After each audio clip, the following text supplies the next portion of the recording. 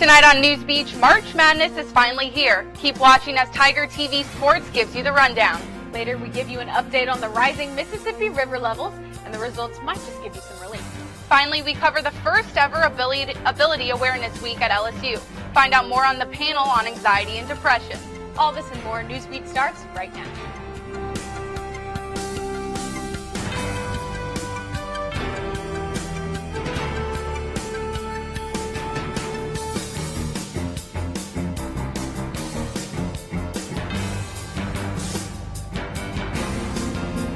Hello and welcome back to Newsbeat. I'm Kylie Maris. And I'm Anna Jane Howell. Thanks for joining us. March Madness has officially begun. LSU went up against Yale this Thursday morning in Jacksonville. The Tigers defeated the Bulldogs 79-74 to clinch their first NCAA tournament victory since 2009.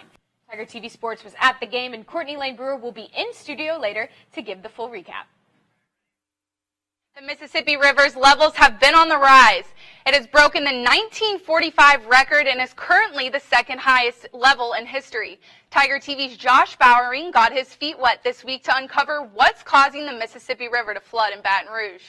A lot of rain in the Ohio and Tennessee valleys have found their way into the heart of Louisiana right here in Baton Rouge. The Mississippi River in Baton Rouge rose to 44 feet on Monday. This is the seventh highest increase on record and the second highest since 1945. Governor John Bell Edwards declared a state of emergency towards the end of February after flood threats emerged. The emergency declaration allows the state to prepare in the event that the river floods. The declaration lasts until March 27th. The water has even taken over public spaces like this in front of the Raising Cane's River Center, where pedestrians find themselves unable to walk like they normally would.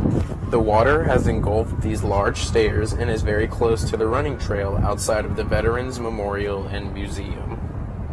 Additionally, snow melting off in our northern states can cause a rise in the Mississippi River. I talked with WAFB meteorologist Steve Caparata. He told me what to expect in the coming month.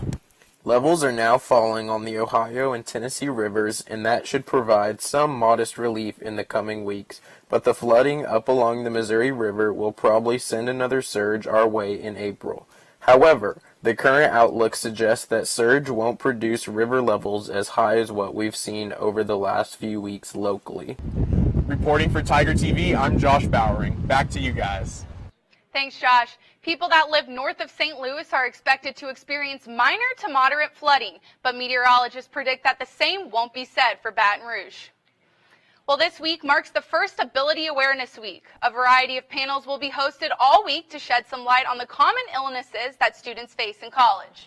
Allie Kavlabar is live in studio to tell us more about the Anxiety and Depression panel. Allie? Thanks, guys. The Department of Campus Affairs and Sustainability within the student government hosted an anxiety and depression panel in the Union Wednesday.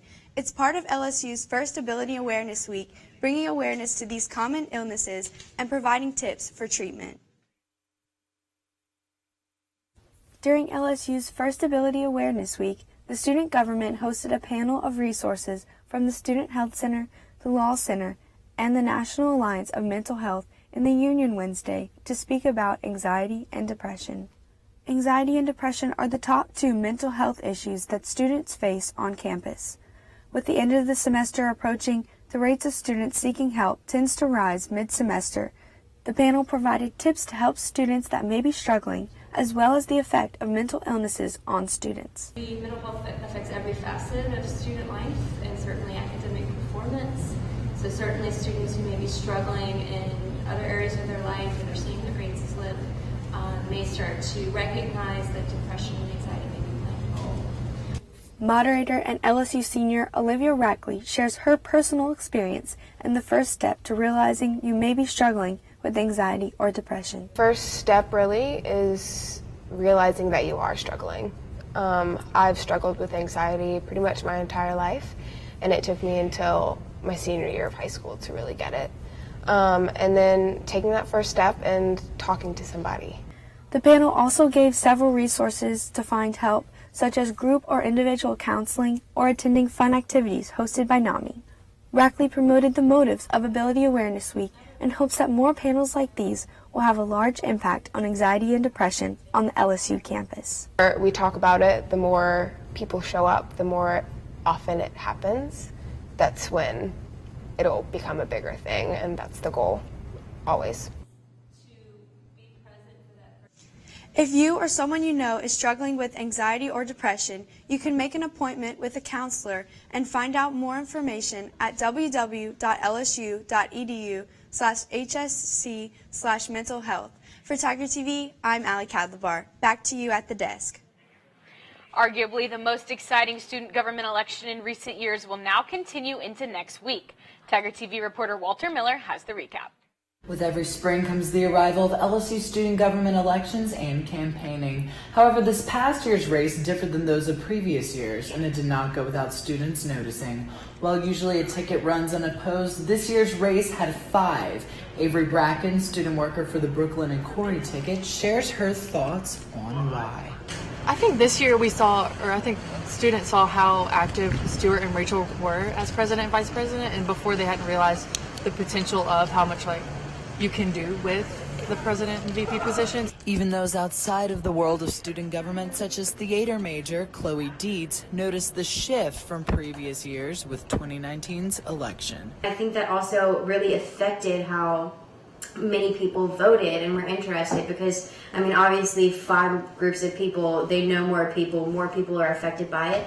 And another thing is just the political climate right now. There are now 2 finalists, the All In and Elevate campaigns, that are left in the race to see who will be LSU student body's president and vice president.